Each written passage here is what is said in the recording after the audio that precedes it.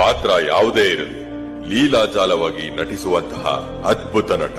ರೈತರ ಲ್ಯಾಂಡ್ ಅಲ್ಲಿ ಲುಂಗಿ ಉಡೋಕ್ಕೂ ಸೈ, ಸ್ವಿಟ್ಜರ್ಲ್ಯಾಂಡ್ ಅಲ್ಲಿ ಸೂಟ್ ತೊಡೋಕ್ಕೂ ಸೈ, ಕುಲುಮೇಲಿ ಮಚ್ಚು ತಟ್ಟೋಕ್ಕೂ ರೆಡಿ, ಮಚ್ಚು ಹಿಡಿದು ರೌಡಿಗಳನ್ನ ತಟ್ಟೋಕ್ಕೂ ರೆಡಿ. ರೈತ ಕ್ರಾಂತಿಗೂ ಸೈ.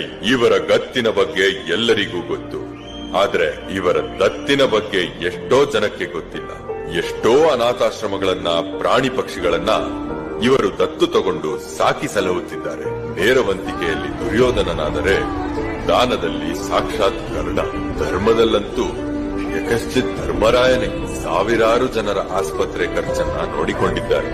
ಎಷ್ಟೋ ವಿಕಲಚೇತನರಿಗೆ ಸಹಾಯ ಮಾಡಿ ಅವರ ಜೊತೆಗೆ ನಿಂತಿದ್ದಾರೆ. ಯಾರೇ ತೊಂದರೆಯಲ್ಲಿದ್ದರೂ ಸಹಾಯ ಮಾಡು ಅನ್ನೋದು ಇವರ ಸತ್ವ. ಬಲಗೈಲಿ ಕೊಟ್ಟಿದ್ದು ಎಡಗೈಗೆ ಗೊತ್ತಾಗಬಾರದು ಅನ್ನೋದು ಇವರ ತತ್ವ.